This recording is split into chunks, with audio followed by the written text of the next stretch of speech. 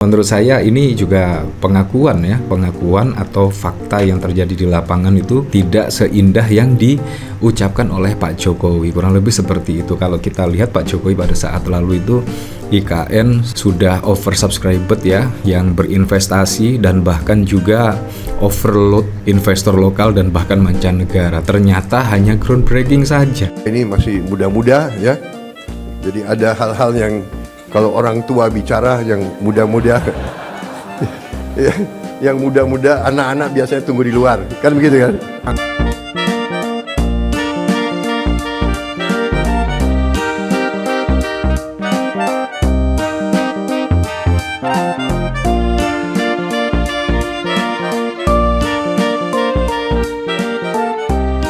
Ini ada sesuatu yang cukup mengejutkan ya. Ya, Pak Prabowo bercanda sih, tapi bercandanya menurut saya agak menyindir-nyindir sedikit lah. Apalagi kalau kita lihat Gibran juga jarang kali terlihat ya, dan bahkan ketika rapat terbatas dan lain sebagainya Gibran jarang terlihat. Kalau kita lihat dari sini, wah, canda Pak Prabowo meminta wartawan keluar sidang kabinet. Kalau orang tua bicara, anak muda tunggu di luar. Nah, ini pertanda apa ya? Kalau kita lihat memang wakil presiden dari Pak Prabowo Subianto itu sangat fresh, sangat muda sekali. Kemungkinan wakil presiden termuda di Indonesia. Kemungkinan akan masuk sejarah ya, setidaknya Gibran menjadi wakil presiden itu pada usia 37 tahun. Nah, sangat berbeda sekali dengan wakil presiden sebelumnya. Kemungkinan itu lebih senior daripada presidennya. Kemungkinan pengetahuannya juga lebih daripada presidennya. Karena wakil presiden itu seharusnya membantu presiden, membantu mengurangi beban dari presiden, kurang lebih seperti itu. Nah, apakah ini Pak Prabowo menyesal ya memilih Gibran ya? Ya, kita tidak tahu juga sih. Ini bahkan dikomentari oleh Paltiwes. Kodenya gini amat Pak Prabowo, tahu sama tahu lah. Wah, ya memang yang cukup mengejutkan itu ada kalimat kalau orang tua bicara, anak muda tunggu di luar. Wah, Gibran ya kita tidak tahu. Tapi ini juga dikomentari oleh Pas3.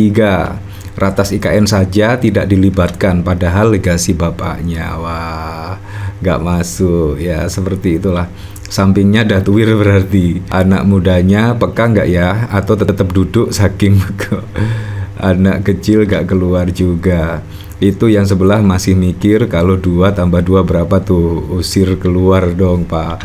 Ya, kalau kita lihat pada saat lalu juga ya, ada pengakuan yang cukup mengejutkan, yaitu dari Marwarar Sirait ya. Wah, kalau kita lihat pada saat lalu itu bahkan Presiden Joko Widodo setidaknya menyebutlah investor membludak, investor oversubscribed dan lain sebagainya, investor lokal dan bahkan mancanegara juga sangat banyak sekali. Tetapi kenyataannya apa? Wah, kenyataannya malah dibocorkan oleh Marwarar Sirait. Banyak groundbreaking di IKN tapi pembangunan sedikit. Ini ada apa? Dan kira-kira kenapa investor-investor di IKN itu setidaknya menunda pembangunan? Kira-kira ada apa? Kira-kira apa? Tidak ada kepastian ya, setidaknya terkait lahan dan lain sebagainya. Kalau kita lihat pada video yang lalu sungguh membingungkan sekali ya, di mana ada wisatawan mengunjungi IKN tetapi banyak ilalang, bahkan juga jembatan-jembatan yang baru dibangun sudah ditumbuhi ilalang. Sepertinya tidak terurus, tapi sudah dibantah lah, sudah dibantah biar terlihat alami, kurang lebih seperti itu oleh otorita IKN. Ya, tapi memang kita kembalikan lagi ke masyarakat ya. Menteri ARA banyak groundbreaking di IKN tapi pembangunan sedikit. Pada saat lalu memang sih terlihat saling bantah-bantahan ya dengan otorita IKN, yaitu Basuki Hadimulyono. Terlihat bantah-bantahan kalau Pak Basuki itu ya setidaknya menyebut IKN itu sudah banyak investor, banyak pembangunan ini itu dan lain sebagainya. Tetapi tiba-tiba ARA menambahkan setidaknya banyak groundbreaking tetapi minim pembangunan. Bahkan juga menurut ARA diselektif lah. Misalkan bahkan tidak jadi ya dikasihkan yang benar-benar minat berinvestasi di IKN. Kurang lebih seperti itu. Menteri Perumahan dan Kawasan Pemukiman Maurar Sirait mengungkapkan perkembangan pembangunan proyek di IKN. Ia mengatakan beberapa waktu lalu memang banyak groundbreaking proyek di IKN, tapi katanya groundbreaking banyak yang berlanjut sampai ke pembangunan. Yang groundbreaking memang banyak, tapi yang bangun sedikit, katanya di kantor Presiden pada 21 Januari. Karena fakta itu, Maurar mengatakan pemerintah akan melakukan evaluasi terhadap pengusaha yang terlibat dalam pembangunan proyek IKN. Dalam evaluasi ini, pengusaha tersebut akan ditanya soal kesanggupan mereka dalam melanjutkan pembangunan proyek yang sudah di IKN. Ketika para pengusaha tersebut masih menyatakan kesanggupan, mereka akan diberikan kesempatan untuk melanjutkan proyek yang sudah groundbreaking. Tapi mereka akan diberi deadline kapan mereka sanggup menyelesaikan. Kalau mereka tidak sanggup, akan diberikan ke yang lain, katanya. Hal itu katanya harus dilakukan supaya pembangunan IKN bisa berjalan dengan cepat.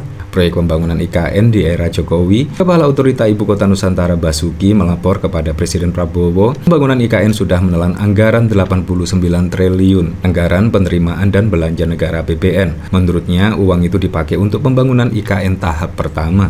Kami melaporkan, saat ini tahap 2022-2024 APBN telah menginvestasikan 89 triliun, kata Basuki setelah rapat terbatas kepada Prabowo Subianto pada 21 Januari yang lalu. Ya, kira-kira seperti apa ya? Menurut saya ini juga pengakuan atau fakta yang terjadi di lapangan itu tidak seindah yang diucapkan oleh Pak Jokowi. Kurang lebih seperti itu. Kalau kita lihat Pak Jokowi pada saat lalu itu IKN sudah oversubscribed ya, yang berinvestasi dan bahkan juga overload investor lokal dan bahkan mancanegara. Ternyata hanya groundbreaking saja. Nah, bahkan dari CNN, misteri di balik rame-rame investor tunda proyek IKN usai era Jokowi. Jumlah proyek pembangunan yang digarap swasta di Ibu Kota Nusantara IKN tak kunjung diselesaikan.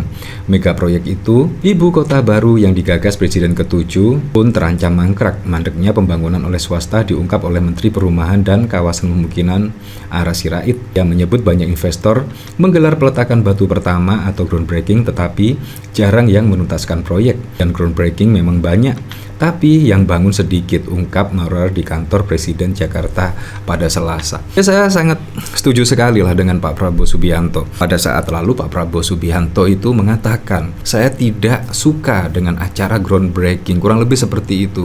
Sukanya Pak Prabowo itu ya peresmian pembangunan dan lain sebagainya. Jadi tidak suka lah acara-acara seremoni seperti itu ya. Tetapi ya Anda tahu sendirilah kalau kita lihat dari sini. Menurut saya ini juga menyindir setidaknya pembangunan di IKN. Groundbreaking, tetapi pembangunan tidak lanjut atau pembangunannya sedikit. Ini juga sangat lucu sekali. Untung saja diungkap oleh Maurar Sirait. Nah, jadi menurut saya terkait pemberitaan di sini misalkan, yaitu dari berita Prabowo lebih senang peresmian proyek bukan groundbreaking.